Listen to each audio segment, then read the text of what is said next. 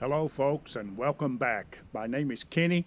It's a beautiful afternoon here. It's sunny, partly sunny and about 80 degrees.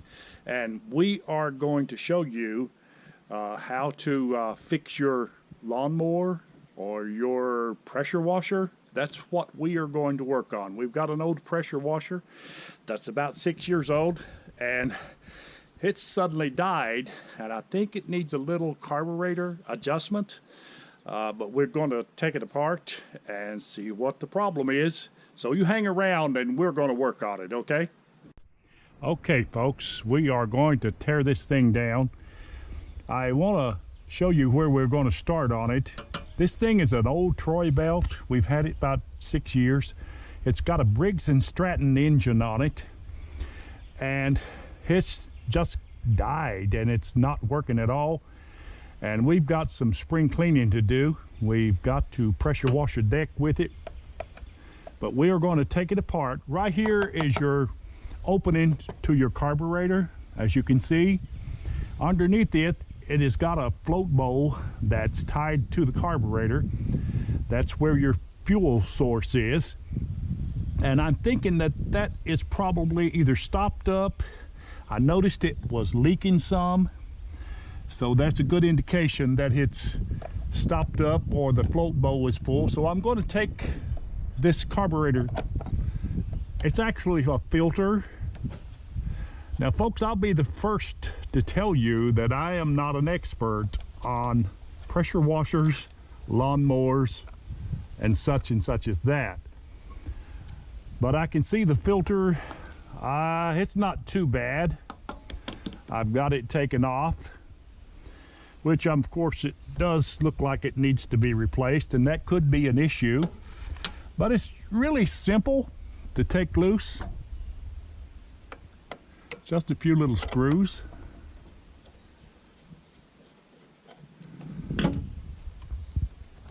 In many cases, when repairs like this are needed, you just can't just take off and run it to the repair shop and get it done.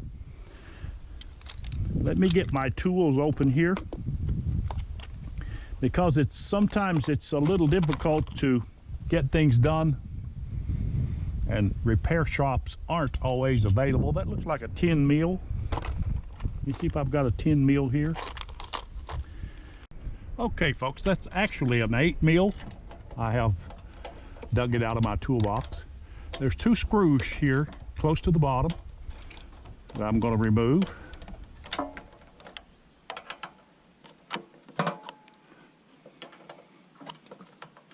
All right, we have got the screws out of this thing, and it just simply pulls off like so. We'll set this over here. Make sure the gasket is still intact on this thing. Now this here, if you can see it, is your float bowl that's tied to your carburetor. Inside this thing is usually either corrosion, bad gas, or it's full of crud. So we're going to take the carburetor completely off. I've got that one broke. The nut is broke. And so we're going to take it out of there. Just give it a turn. These bolts, they turn counterclockwise. Now this one here is a little difficult to get to. So it's a little difficult to get to, so I'll drag out the old vice grip and put on this little Allen wrench. And just lock it down and give it a turn. And she breaks. Okay, now let's get this thing off. And what we're going for is that float bowl. We want to take it off and see what's in it and see what's causing it to malfunction. Okay, I've got that one close to being off. Here we go. Like I said earlier, when things like this occur and you need your pressure washer or your mower or whatever, you don't have time. In many cases, those are very long screws. You don't have time, you just don't have time to run to the repair shop because most of the times the guy's not there. It's called DIY, folks. Okay, we've got that screw out. Those are two very long screws. And right up here at the top of this is your accelerator. You want to just simply take a screwdriver, if you can get to it, just pull it in a position like that, and it should pull right out at the top. It's got a small curve in it, so sometimes it can be just a little bit tricky to get loose, but you don't want to bend your shaft here trying to get it loose. You want to make sure that you do that without bending it, because obviously if you do that, it will not. There we go, just a little pull. If you bend it, it won't work too well. Now we've got that off, so we want to make sure that we take the gas line loose. The gas is up here in the tank. This thing holds about 1 quart of gas. So here's the gas line that goes down to the carburetor.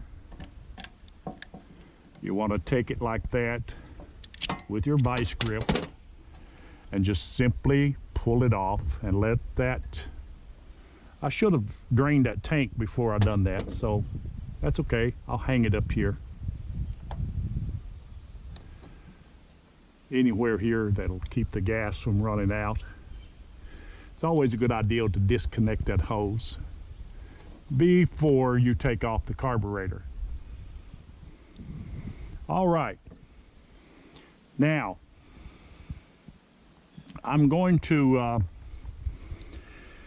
let this gas all pour out here on the ground first, and then I'm going to take off the bowl.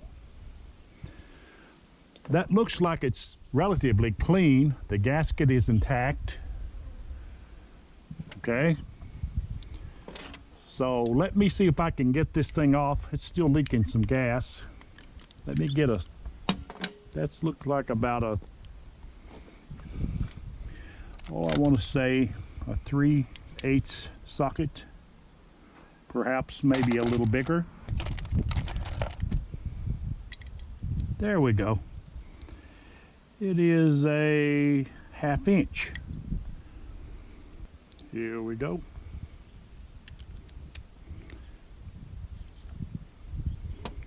Now let's remove this float bowl here.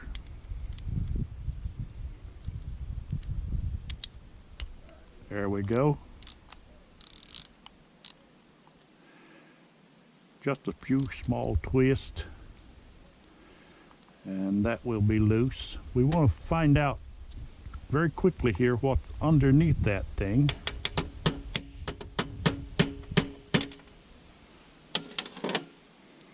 All right, it just pops off. There is your floater, and it's dry. The float bowl is dry. Of course, we leaked all the gas out of it, but I want to show you something here, if you can spot this. It's full of drugs, not quite as full as I have seen them before, but there's some stuff in that that's obviously causing it to malfunction. So that definitely will have to be cleaned, and that's exactly what we're going to do.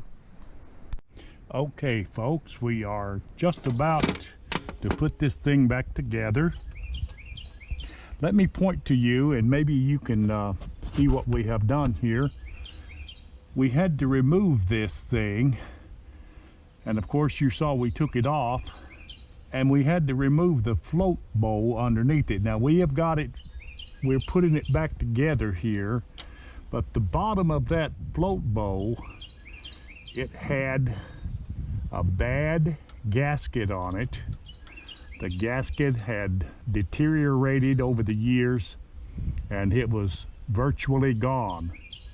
So we took it off and we put a new gasket on that thing. And we have got the hose reconnected here and we don't see any leaks. So I'm assuming that it is okay. Gas is very hard to contain, especially in a small carburetor like this. I'm using tools here that, there we go, it's kind of flimsy. Okay, we've got that back on. And this gasket is a little rough here, but it doesn't look that bad. It really doesn't look that bad. I've got my fuel line reconnected. So we are going to put this back together. Let me get the screws back into this thing. There we go.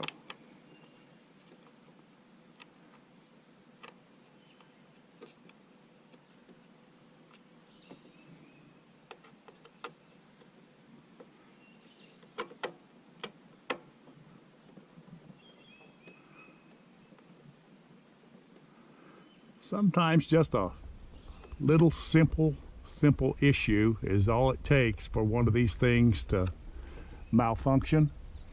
And when they do, you've just got to take a stab at it.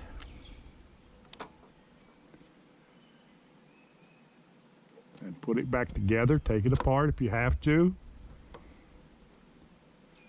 And it don't take a lot to get it going.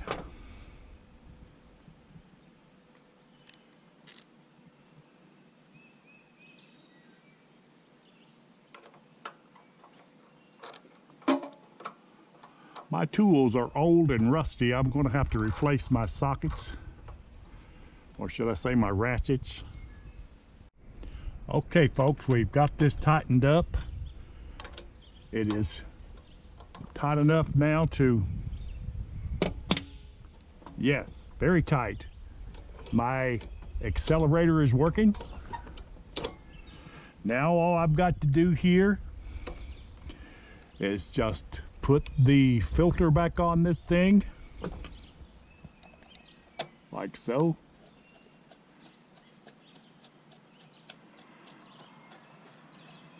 Filter is back on.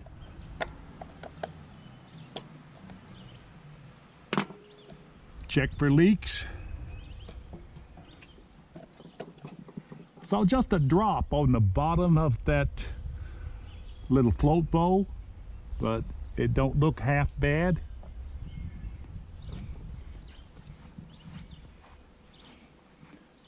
So we're going to get ready to fire it up.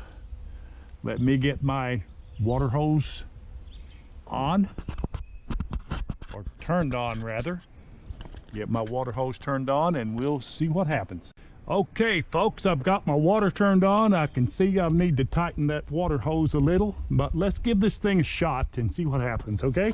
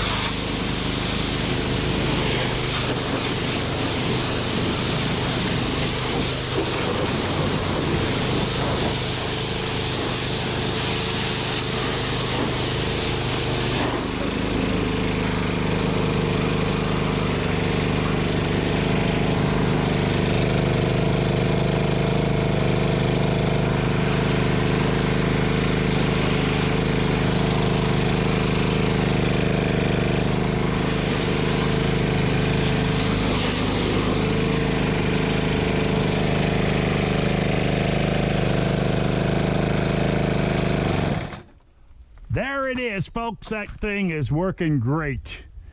It is working great. Just took a little bit of effort to solve this problem. We actually just had to put a gasket on this little float bow. So we have definitely got the thing going, and I'm going to pressure washer this truck off here in just a few minutes. So we tried to pressure washer this truck earlier, and we had some other things to do, but we had to stop and do a repair. But that is working good. I think it'll be fine. So we appreciate you this afternoon, folks. We wanted to share this little DIY project with you and let you know that you don't have to be a professional repairman to do these little DIY projects. No, just use a little ingenuity. I mean, it's very easy sometimes. We make things a lot worse than they actually are. When you get right into the issue and you start looking at it and you start saying to yourself, I've got this, I can do this. You can do anything if you set your mind to it. That's all you got to do. It's very easy. So we appreciate you tuning us in, and if you like this, just subscribe to our channel, and we would certainly appreciate it. So we will talk to you later. You have